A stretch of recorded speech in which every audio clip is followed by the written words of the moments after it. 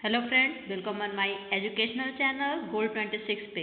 आज हम लोग जो है इंडियन पॉलिटी का मास्टर क्लास करने वाले हैं, जिसमें कि पार्ट 1 से लेकर पार्ट 4 तक का ईजली आपको आसान भाषा में जो है समझ में आ जाएगा। आपको ना रटने की ज़रूरत है, ना किसी तरह का लोड लेने की ज़रूरत है। बस आप ये सीरीज कंप्लीट कीजिए और आपको आर्टिकल 1 से लेकर 51 तक के सारे आर्टिकल खुद ब खुद याद हो जाएंगे। चलिए बिना देर करते हुए आगे बढ़ते हैं। तो पार्ट वन क्या कहता है? Union and it's territory. तो ये जो है वो आर्टिकल 1 से 4 जो है इसमें कवर होता है। आर्टिकल 1 में क्या बोलता है? आर्टिकल 1 में बोलता है कि नेम और Indian name and territory of the union India. इसमें क्या बोल रहा है सिंपल भाषा में कि India that is Bharat shall be union of state and that are federation. Bharat जो है क्या है? राज्यों का संघ है, फेडरेशन है। इसमें जो है कितने राज्य हैं? 29 स्टेट जो है इसमें, सॉरी 28 नाउ 28 स्टेट जो है इसमें जुड़े हुए हैं। आर्टिकल 2 जो है वो किसका बात करता है? Admission and establishment of a new state. इसमें क्या बोलता है कि संसद जो है नए राज्यों को प्रवेश दे सकती है, यानी कि संसद जो है वो नया राज्य जो है वो बना सकती है। पार्लियामेंट में admit new state into the union on the tree it thinks fit. यानी कि अगर संसद को ऐसा लगता है कि हाँ ये राज्य को जो है भारत में मिलाना चाहिए, तो संसद जो है अपने हिसाब से उस राज्य को जो है अपने राज्य में बना सकती है। या फिर किसी ऐसा राज्य जो बहुत बड़ा है, जिसको देख रही है कि फुलफिलमेंट नहीं कर पा रहा है, तो उसको भी जो है वो बांट के 2 भागों में कर सकती है। Next, formation of new state, alteration of areas. अभी जैसा कि बताया कि क्या कर सकती है कि ऐसा स्टेट जो है नया सीमा, नए राज्यों का निर्माण और मौजूदा राज्यों के नाम में सीमा में बदल सकती है। जो राज्य है उसका नाम चेंज कर सकती है, नया राज्य बना सकती है। ये सब सारा काम किसका है? संसद का है। फिर 4 क्या बोलता है कि आर्टिकल मेड अंडर 2 और 3, जो भी आर्टिकल 2 और 3 में बने हुए हैं उसमें संशोधन नहीं माना जाएगा। आर्टिकल 4 में ऐसा दिया हुआ है। तो 4 आर्टिकल तो हो गया। पहला क्या बोलता है कि भारत राज्यों का संघ है। दूसरा क्या बोलता है कि जो हमारी पार्लियामेंट है वो न्यू स्टेट को जो है भारत के टर्म में दे सकती है, उसको प्रवेश कर सकती है अगर उसको लगता है कि हाँ ये ठीक है। थर्ड क्या बोलता है कि नए राज्य बना सकती है, नाम परिवर्तन कर सकती है। और 4 क्या बोल रहा है कि आर्टिकल 2 और 3 जो बन गया जो है उसमें संशोधन नहीं किया जा सकता है। तो 1 to 4 लर्न हो गया part A, union and it's territory. चलिए नेक्स्ट जो है वो सिटीजनशिप का बात करता है। आर्टिकल 5 to 11 नागरिकता, जिसमें आर्टिकल 5 to 8 में जो है सिटीजनशिप एट कमेंसमेंट, यानी कि संविधान में प्रारंभ में निवास, पाकिस्तान में प्रवासन आदि के आधार पर नागरिकता। मतलब कि वैसे लोग जो भारत में रहने वाले हैं अगर पाकिस्तान जाने चाहते हैं, उस समय तो जब भारत 1947 में आज़ाद हुआ तो उसके बाद जो है बहुत से लोग जो है पाकिस्तान में रहने वाले थे वो भारत आए, और भारत में रहने वाले थे तो पाकिस्तान गए। तो उस समय जो है इस तरह जब भारत नया आज़ाद हुआ तो कई बार जो है संशोधन किया गया, बोला गया कि हाँ वैसे लोग जिनको पाकिस्तान में अभी भी प्रॉब्लम हो रही है, भारत आना चाहते हैं तो भारत आ सकते हैं। तो आर्टिकल 5 to 8 जो है उसी का बात करता है, सिटीजनशिप एट कमेंसमेंट, यानी कि संविधान के प्रारंभ में निवास, पाकिस्तान में प्रवासन आदि के आधार पर नागरिकता दी गई है। आर्टिकल 9 किसका बात करता है? टर्मिनेशन ऑफ सिटीजनशिप, विदेशी नागरिकता स्वेच्छा से प्राप्त करने पर भारत की नागरिकता जो है स्वयं खत्म हो जाएगी। वैसे लोग जो कहीं और की नागरिकता ले चुके हैं तो उनकी नागरिकता खुद ब खुद खत्म हो जाएगी। फिर 10 to 11 क्या बोलता है? Continuance and the parliament power, नागरिकता को बने रहना, संसद को कानून द्वारा विनियमित करने की शक्ति जो है इसमें दिया गया है। आर्टिकल 11 में खासकर ये दिया गया है। आर्टिकल 10 में क्या बोलता है कि कंटिन्यू सिटीजन राइट एक्ट, ये जो है वो मतलब कि सब सिटीजन नागरिकता शुरू करने का क्या क्या नियम है उसका बात करता है। 11 जो है वो बात करता है कि parliament absolute power to regulate the citizenship by law, जो है कैसे जो है संविधान जो है किसी को नागरिकता नियम के हिसाब से दे सकता है उसका बात करता है। फिर ओवरव्यू ऑफ पार्ट 2 पूरा क्या बोलता है कि deal with the how citizenship is acquired and lost at the start of the republic, गणतंत्रता की शुरुआत में नागरिकता को प्राप्त करने और खोने का क्या क्या नियम है। तो आर्टिकल पार्ट 2 जो है वो क्या बात करता है, नागरिकता का बात करता है, जिसमें आर्टिकल 5 to 11 आता है, जिसमें कि हम लोग देखें कि 5 to 8 जो है वो शुरुआती दौर में पाकिस्तान से भारत आने वाले या भारत से पाकिस्तान जाने वाले के लिए नागरिकता का नियम था। 9 में दिया गया है कि जैसे ही आप किसी और देश का जो है नागरिकता प्राप्त करते हैं तो आपकी नागरिकता जो है खुद ब खुद खत्म हो जाएगी। 10 और 11 में बोला गया है कि अगर कोई भारतीय नहीं है, विदेशी है, वो भारत का नागरिक बनना चाहता है तो उसके लिए क्या नियम है, या फिर कहीं और पड़ोसी देश से आए हुए नागरिक है तो उनके लिए नियम क्या है। और ये ओवरव्यू पार्ट 2 का क्या बोलता है कि गणतंत्रता की शुरुआत और नियम प्राप्त करने और खोने का नियम जो है वो आपका पार्ट 2 में दिया गया है। नेक्स्ट जो है वो राइट टू इक्वलिटी का बात करता है। Article 4 to 18 right to equality का बात नहीं करता है, ये जो है फंडामेंटल राइट का बात करता है कि हमारे पास क्या क्या फंडामेंटल राइट्स है, जिसमें आपके 14 से 18 तक के जो है वो दिया गया है, जिसका पहला पार्ट जो है वो राइट टू इक्वलिटी है। राइट टू इक्वलिटी यानी कि समता, किसी को समान अधिकार देना, जिसमें आर्टिकल 14 जो है वो क्या बोलता है कि कानून के समक्ष समानता और संरक्षण, equality before law and the equal protection. Bharat का कोई भी नागरिक किसी भी कैटेगरी से आता है, किसी भी रिलीजियस से आता है, भारत में जो है उसको समान अधिकार दिया गया है। आर्टिकल 15 जो है वो बात करता है provision of discrimination on ground religious, race, caste, sex और the place of the birth, धर्म, नस्ल, जाति, लिंग या जन्म के स्थान पर जो है किसी के भी साथ जो है कोई भेदभाव जो है नहीं किया जाएगा। तो आर्टिकल 14 क्या बोल रहा था कि सबको जो है इक्वल राइट दिया जाएगा। 15 क्या बोल रहा है कि किसी भी के भी साथ जो है वो किसी भी तरह का कोई भेदभाव नहीं होगा, ताकि वो धर्म, नस्ल, जाति, लिंग या किसी जन्म के स्थान पर ही क्यों ना हो।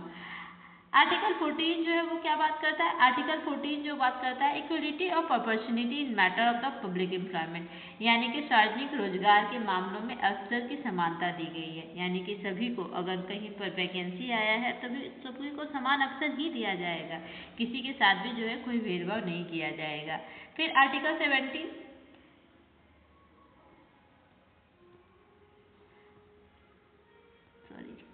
हाँ, आर्टिकल 17 जो है वो बोलता है evolution of untouchability and practice in any form is forbidden, अस्पृश्यता का अंत और उसका किसी भी रूप में आसन, यानी कि किसी के साथ छुआछूत वाला बिहेवियर नहीं किया जाएगा। शहरों में तो नहीं, पर हाँ गाँव के अभी भी कुछ ऐसे इलाके हैं जहाँ पर आपको ये सारी चीज़ देखने को मिल जाएंगे, बट ऐसा होना नहीं चाहिए। फिर आर्टिकल 18 क्या बात करता है, आर्टिकल 18 जो है वो बात करता है evolution of title express military and academic distinction, यानी कि कोई भी व्यक्ति जो है किसी भी तरह का जो है कोई भी उपाधि धारण नहीं कर सकता है। हाँ, एक सेक्शन है कि जो सरकार के द्वारा सेवा मंडल दिया जाता है, वीर चक्र दिया जाता है, भारत रत्न दिया जाता है, तो वो सारे डायरेक्ट कर सकते हैं। और एकेडमिक नॉलेज जैसे डॉक्टर लगा सकते हैं, जो पीएचडी कर लिए या डॉक्टरी की पढ़ाई कर लिए तो पीएचडी लगा सकते हैं, प्रोफेसर लगा सकते हैं, तो एकेडमिक डिस्टिंक्शन लगा सकते हैं और मिलिट्री से में क्लास लगा सकते हैं। उसके अलावा जो है कोई भी व्यक्ति जो है किसी भी तरह का कोई भेदभाव, मतलब कि कोई उपाधि नहीं गति करेंगे। तो यहाँ से हम लोग जो है 14 से 18 तक के सारे आर्टिकल देख लिए। पार्ट 3 जो है फंडामेंटल राइट का बात करता है, जिसमें जो है 14 से 18 तक की सारी शक्तियाँ दी हुई है। 14 जिसमें क्या दिया हुआ है कि सभी को जो है समान इक्वलिटी दिया जाएगा, भारत के सभी नागरिक को। 15 में क्या बोला कि धर्म, लिंग, वंश, जाति के आधार पर जो है कोई भेदभाव नहीं किया जाएगा। 16 में क्या बोला गया कि अगर कोई गवर्नमेंट अपॉर्चुनिटी आती है एम्प्लॉयमेंट के लिए तो सभी को समान मौका दिया जाएगा। फिर आपका 17 क्या बात करता है, बोला कि छुआछूत यानी कि अस्पृश्यता के आधार पे जो है किसी को जो है भेदभाव नहीं करने दिया जाएगा। और 18 जो है उपाधियों का अंत बोला जाता है, जैसे पहले रख लेते थे ना जलालुद्दीन अकबर के, तो उस तरह का जो है आपको किसी भी तरह का टाइटल नहीं रखना है।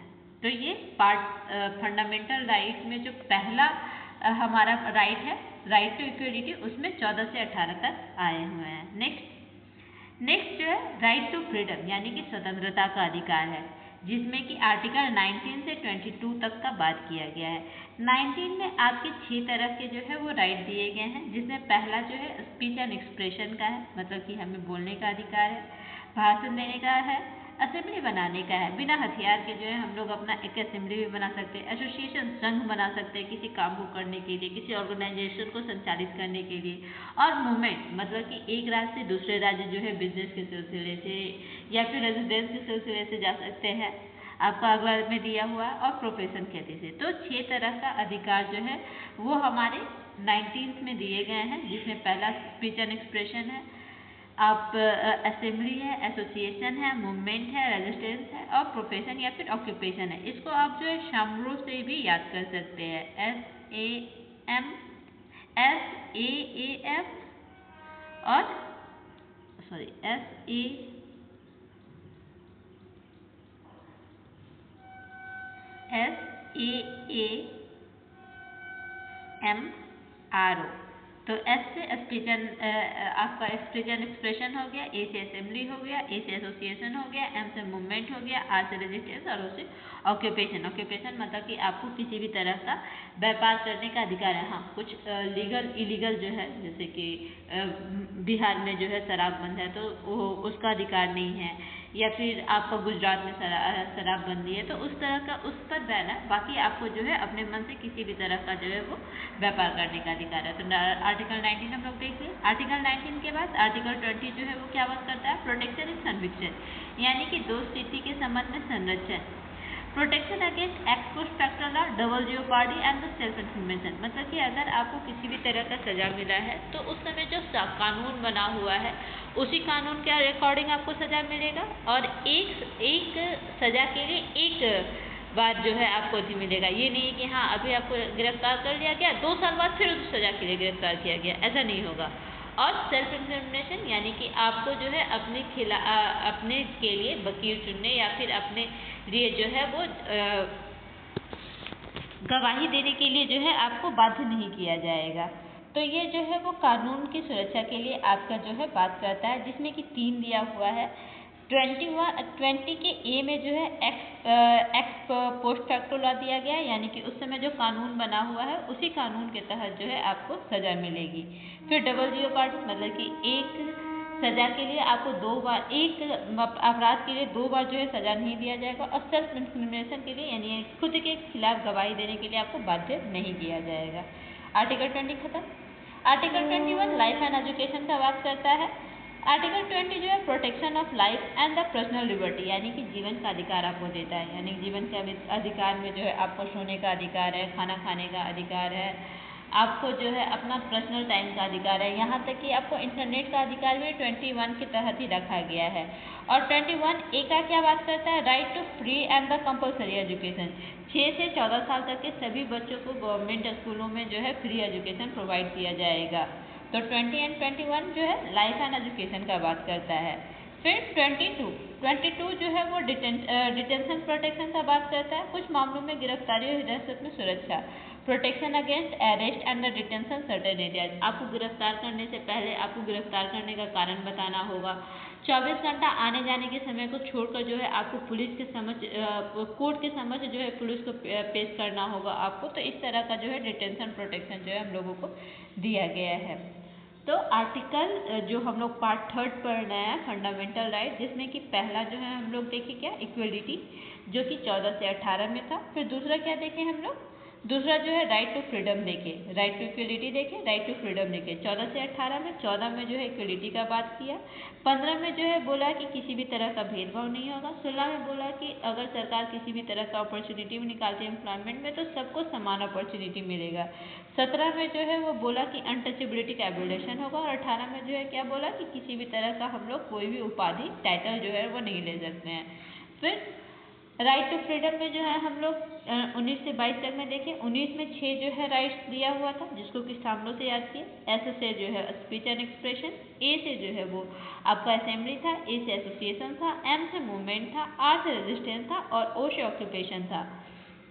फिर बीच जो है आपका प्रोटेक्शन अगेंस्ट, यानी कि अगर आपको कोई अपराध किए हैं तो उसके खिलाफ जो है आपको जो है कुछ दिया गया है, आपको कुछ नियम है उसके हिसाब से जो है चलेगा। फिर 21 जो है राइट टू लाइफ है, आपको जीने का अधिकार है, जिसमें कि बहुत सारे अधिकार आते हैं। और 21 ए जो है वो लाइफ एंड एजुकेशन का बात करता है, जिसमें 6 से 14 साल तक के बच्चों को जो है एजुकेशन का बात करता है।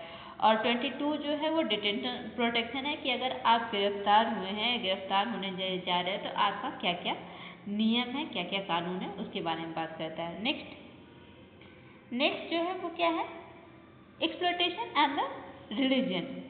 आपका 23 से 28 में दिया हुआ है। 23 में क्या दिया हुआ है आपका, 23 में जो है वो दिया गया है human trafficking and force labour, यानी कि मानव तस्करी और बेगार पर प्रतिबंध, यानी कि कोई भी आपसे जो है जबरदस्ती काम नहीं करवा सकता है। ये नहीं कि हाँ दो था मारा बोला कि ये काम कर लो, नहीं। आर्टिकल 23 जो है human trafficking and force labour का बात करता है, तो ये नहीं करना है। फिर नेक्स्ट जो है वो क्या करता है, आर्टिकल 24 चाइल्ड लेबर बैन, यानी कि 14 वर्ष से कम उम्र के बच्चों को कारखाने आदि में काम पर प्रतिबंध है। Probit of the employment of the children below the 14 in the mines and the hazardous place, यानी कि वैसा जगह जहाँ पर जो है वो धुआं निकल रहा है या हजार्डस प्लेस है जहाँ से उसको नुकसान हो सकता है, वहाँ काम नहीं करना। हाँ, स्कूल आवर के बाद ऐसा नियम है कि स्कूल आवर के बाद बच्चे कहीं पर थोड़ा बहुत काम कर सकते हैं, बट ज़्यादा काम नहीं कर सकते हैं। तो यहाँ पर हम लोग 2 देखें, 23 में क्या बोल रहा है कि जबरदस्ती आपसे बेगारी नहीं करवाया जा सकता है, काम नहीं करवाया जा सकता है। दूसरा बोला कि चाइल्ड लेबर बैन है। फिर 25 एंड 26 में जो है वो क्या बात करता है, फ्रीडम ऑफ रिलीजन का बात करता है। 25 में क्या बोलता है कि freedom of conscience and the free profession, आप जो है किसी भी मतलब कि किसी भी धर्म को अपना सकते हो, सरकार जो है इसे बैन नहीं करेगी। प्रैक्टिस ऑफ रिलीजियस, और किसी भी रिलीजन का जो है प्रैक्टिस कर सकते हो। आर्टिकल 26 ये जो है freedom to manage religious affair का बात करता है, यानी कि जो भी रिलीजियस अफेयर हो रहा है उसको जो है आप उसका मैनेज कर सकते हो, उसका प्रचार प्रसार कर सकते हो। तो पहला क्या बात बोला कि आप किसी भी धर्म को, यानी कि घर पे बैठ के आप जो है किसी भी धर्म की पूजा कर रहे हो, क्या कर रहे हो, इस पर जो है सरकार आपको रोक नहीं लगाएगी। या हाँ, बाहर भी कर रहे हो वहाँ भी रोक नहीं लगाएगी, बट हाँ उसके नाम पर जो है उस धर्म के नाम पर आप लड़ रहे हो तो वहाँ तो प्रॉब्लम है। और 26 जो है वो freedom to manage religious affair है, यानी कि आप किसी भी धर्म का जो है प्रचार प्रसार कर सकते हैं। फिर 27 and 28 article 27 and 28 religious taxes and education का बात करता है। 27 जो है freedom from the taxation for promotion and the religion, धर्म मतलब कि धर्म के नाम पर किसी भी तरह का कोई टैक्स नहीं लिया जाएगा। और 28 क्या बात करता है, freedom from the religious instruction of A state educational institute, यानी कि कोई भी व्यक्ति जो है किसी भी तरह का धार्मिक इंस्टीट्यूशन चला सकता है, इसमें भी बैन नहीं है। तो ये हम लोग थर्ड देखें, थर्ड में जो है वो क्या देखें, एक्सप्लॉयटेशन एंड द रिलीजन देखें, जिसमें पहला देखें आर्टिकल 23, जिसमें 23 में क्या देखें कि ह्यूमन जो है ट्रैफिकिंग नहीं करवाना है, ट्रैफिकिंग नहीं करवाना है। उसके बाद क्या देखें कि चाइल्ड लेबर बैन है। फिर क्या देखें 25 से 26 में फ्रीडम ऑफ रिलीजियस का बात किया हुआ है, जिसमें कि पहला बोला कि आप अंतरात्मा से किसी भी धर्म को अपना सकते हो, पूजा कर सकते हो, कोई अति नहीं है। आप जो है प्रचार प्रसार भी कर सकते हो, उसमें भी कोई अति नहीं है। फिर 27 से 28 में क्या बोला, रिलीजियस टैक्सेशन एंड एजुकेशन, यानी कि धर्म के नाम पर जो है आपसे किसी भी तरह का कोई टैक्स नहीं लिया जाएगा। और इसके अलावा जो है बोला गया कि अगर कोई व्यक्ति चाहता है कि हम इस धर्म का यहाँ शिक्षा देना चाहते हैं, इस धर्म का स्कूल खोलना चाहते हैं, तो उस पर भी जो है किसी भी तरह का जो है कोई पाबंदी नहीं है, स्टेट एजुकेशन में जो है दिया जा सकता है। तो अभी तक हम लोग 3 अधि देखे, राइट टू इक्वलिटी देखे, राइट टू फ्रीडम देखे, right to exploitation and religion देखे। अब नेक्स्ट जो है वो क्या है, नेक्स्ट जो है कल्चरल एजुकेशन एंड रेमेडीज है, जो कि 29 से 35 में है। 29 से 30 में क्या बात करता है, माइनॉरिटीज राइट का बात करता है, जिसमें अल्पसंख्यकों को जो है कुछ अधिकार दिया गया है। आर्टिकल 29 जो है वो क्या बोलता है, protection of interest of minorities, यानी कि जो हमारे निम्न वर्ग के लोग हैं उनको जो है वो प्रोटेक्शन दिया जाएगा। आर्टिकल 30 जो है वो बात करता है right of minorities to establish and administration institution, यानी वो जो है शिक्षण संस्थान स्थापित करने का उनको भी अधिकार है। फिर आर्टिकल 32 क्या बात करता है, कॉन्स्टिट्यूशनल रेमेडीज का बात करता है। Right to move supreme court and enforcement of the FRS fundamental right, doctor Bhimrao Ambedkar called it the soul of the constitution. Article 32 जो कॉन्स्टिट्यूशनल रेमेडीज है उसको BR अम्बेडकर के द्वारा जो है वो कॉन्स्टिट्यूशन का सोल हार्ट कहा गया है। मौलिक अधिकार में परिवर्तन सुप्रीम कोर्ट जाने का अधिकार है, जिसमें कि बहुत सारा है, आपका हैबियस कॉर्पस आ जाएगा, मैंडेमस आ जाएगा, और भी बहुत सारे जो है इसमें कॉन्स्टिट्यूशनल रेमेडीज दिए गए हैं।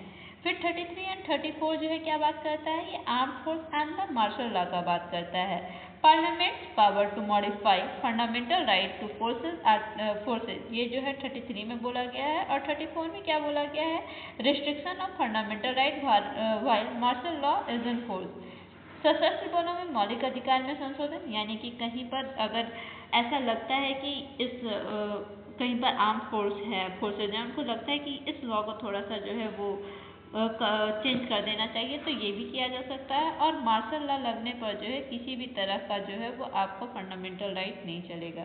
आर्टिकल 33 एंड 34 में ये बात करता है। फिर आर्टिकल 35 क्या बात करता है, legislation to give effect of part 3, यानी कि भाग 3 के प्रावधानों को प्रभावी बनाने के लिए कानून बनाने की शक्ति किसके पास है, संसद के पास है। ये जो है आपका दिया गया है।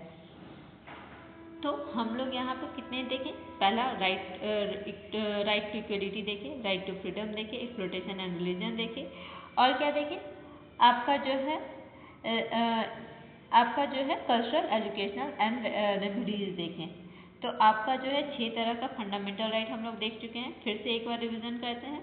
राइट टू इक्वलिटी 14 से 18 में, राइट टू फ्रीडम जो है 19 से 22 में, फिर आपका एक्सप्लॉयटेशन एंड रिलीजन जो है वो दिया हुआ है,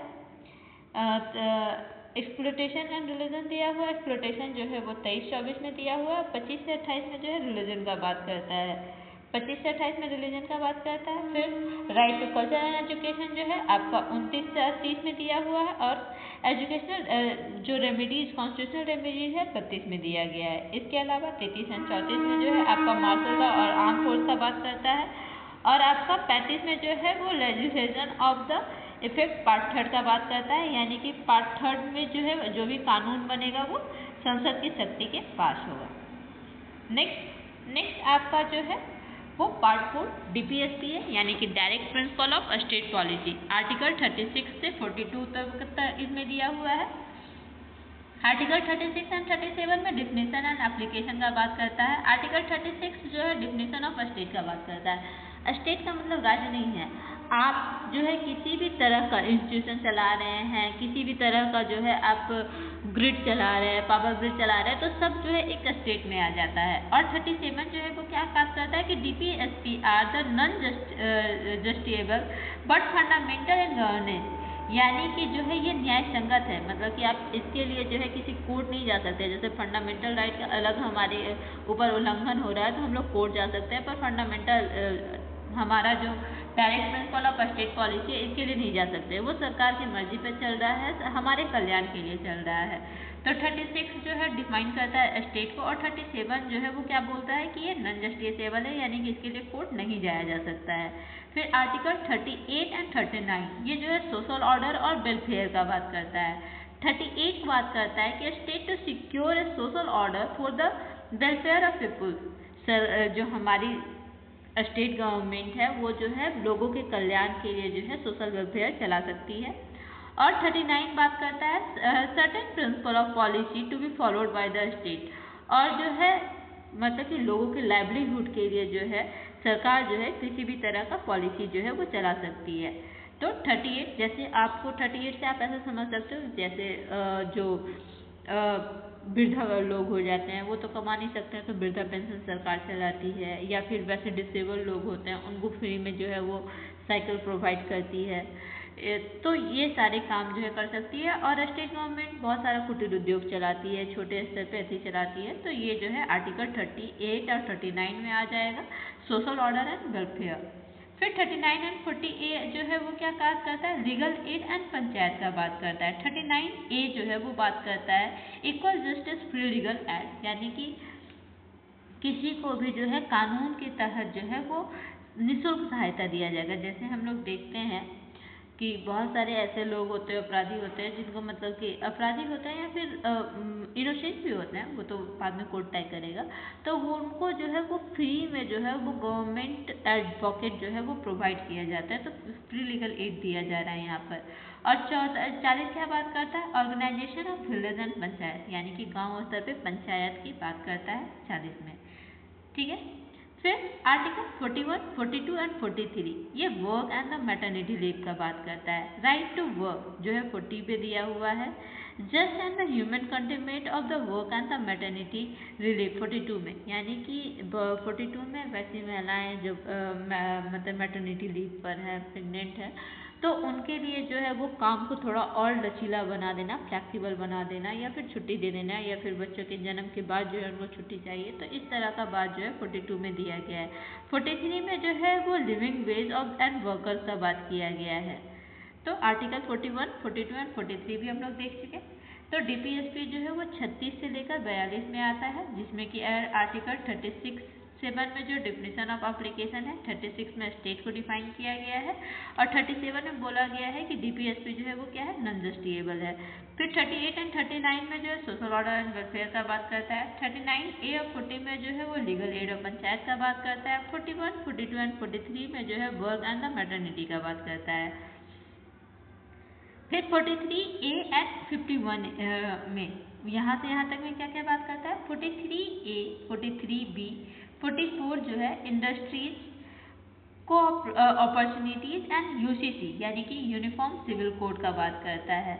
43A में जो है वो वर्कर के पार्टिसिपेशन का काम करता है इंडस्ट्रीज में, यानी कि अगर कोई वर्कर काम कर रहे हैं तो उनको भी ये नहीं है कि हाँ उनके खिलाफ जो है जाके उनको भी अपने बात अपने सहूलियत के हिसाब से काम करने का अधिकार है, ये 43A में बोला गया है। 43B में क्या बोलता है, कॉर्पोरेशन सोसाइटी यानी कि सहकारी समितियों का बात करता है। और 44 में क्या बोलता है, समान नागरिक संहिता यानी कि सभी जगह यूनिफॉर्म सिविल कोड एक नियम चलेगा, इस तरह का बात करता है। फिर 45 एंड 46 जो है वो children and the weaker section का बात करता है। 45 जो है वो किसका बात करता है कि वैसे बच्चे average childhood care below the 6 year. अभी हम लोग जब आर्टिकल 21A पढ़ रहे थे तो वहाँ क्या देखे थे कि 6 से 14 साल तक के सभी बच्चों को जो है फ्री एजुकेशन प्रोवाइड किया जा रहा है। यहाँ पर जो है 6 से कम साल के बच्चे, जो 6 से कम ईयर के बच्चे हैं, उनको जो है चाइल्डहुड केयर प्रोवाइड करने का बात कर रहा है। जैसे कि आंगनवाड़ी व्यवस्था जो चलती है वो इसी के तहत चलता है, आर्टिकल 45 के तहत ही चलता है। 46 जो है वो क्या बात करता है, promote of educational economic interest of SC/ST worker, जो हमारे शेड्यूल कास्ट शेड्यूल ट्राइब के लोग हैं, बिकर सेक्शन है, तो उनको जो है एजुकेशन में जो है या इकोनॉमिक्स इंटरेस्ट में जो है कुछ छूट मिल रहा है, तो उसका बात करता है 46 बात करता है। 47 एंड 48, 47 जो है न्यूट्रिशन का बात करता है, 48 जो है वो एग्रीकल्चर का बात करता है। 47 जो है वो बोल रहा है raise level of nutrition public health, यानी कि जैसे बहुत सारे नशीले पदार्थ पे बैन लगाना, ये लगाना, तो ये 46 के तहत ही आता है। और 48 जो है एग्रीकल्चर का बात करता है, organisation of agriculture, animal husbandry, ban on the cow slaughter, मतलब कि गाय की हत्या पे रोक लगाना, एग्रीकल्चर को बढ़ावा देना, एनिमल हस्बेंड्री पे जोर देना, तो ये जो है वो 48 में बात करता है। फिर आर्टिकल 49, 50 एंड 51, आर्टिकल 49 जो है वो मॉन्यूमेंट्स यानी कि हमारे जो भी जितने भी मॉन्यूमेंट्स है उसके प्रोटेक्शन का बात करता है। फिर जुडिशरी जो है वो आर्टिकल 50 में separation of judiciary from the executive, यानी कि न्यायपालिका को कार्यपालिका से अलग कर, न्यायपालिका यानी कि जो न्याय कोर्ट जो बैठी हुई है, कार्यपालिका जैसे हमारी पुलिस हो गई जो काम कर रही है वो कार्यपालिका एग्जीक्यूटिव में आ जाएगी। और फिर 51 जो है वो इंटरनेशनल पीस एंड सिक्योरिटी का बात करता है। तो हमारा डीपीएसपी खत्म हो गया, जो कहाँ से शुरू हो रहा था, डीपीएसपी जो है हमारा शुरू हो रहा था आर्टिकल 36 से लेकर 51 में, जिसको कि हम लोग देख चुके हैं सारा। 37 डिफिनेशन एंड एप्लीकेशन, जिसमें कि स्टेट का आपको बताया गया और बताया गया कि डीपीएसपी कैसा है, नॉन जस्टिसेबल है। फिर 38 and 39 social order and welfare देखे। फिर जो है आपका 39A and 40 legal aid and panchayat देखें। 41, 42 and 43 work and the maternity leave देखें। फिर 43A से 51 देखें, जिसमें कि 43A, B और 44 में जो है इंडस्ट्रीज, कोऑपरेटिव सोसाइटीज और यूनिफॉर्म सिविल कोड का बात कर रहा था। 45 में जो है चिल्ड्रेन 6 से कम साल के और बिकर सेक्शन या SC/ST के लिए जो छूट दिया जाता है उसका बात कर रहा था। फिर 48 एंड 49 में 47 में न्यूट्रिशन देखे और 48 में जो है एग्रीकल्चर देखे। फिर आर्टिकल 49, 50 एंड 51 में 49 में मॉन्यूमेंट, 50 में जुडिशरी और 51 जो है इंटरनेशनल पीस का बात कर रहा था।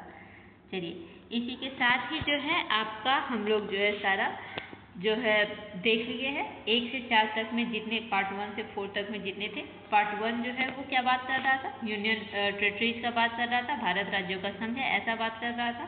फिर 2 सिटीजनशिप का बात किया जिसमें कि आर्टिकल 5 से लेकर 11 था। ठीक 3 जो है वो फंडामेंटल राइट का बात किया जिसमें कि जो है आपका पूरा फंडामेंटल राइट दिया हुआ था। और 4 जो है DPSP direct principle of state policy जो कि 36 से 51 में दिया हुआ था। तो हम लोग सारा जो है वे रिविजन कर चुके हैं। अगर आपको और भी जानकारी चाहिए तो आप कमेंट बॉक्स में बता सकते हैं। किसी तरह का प्रॉब्लम है या किसी तरह का इम्प्रूवमेंट चाहिए इस वीडियो में तो वो भी आप जो है कमेंट सेक्शन में बता सकते हैं। इसका PDF लिंक जो है आपके टेलीग्राम चैनल पर मिलेगा। मैं जो है इसके कमेंट बॉक्स में इसका लिंक पिन अप कर दूँगी। चलिए ठीक है, धन्यवाद। Like share and subscribe my channel.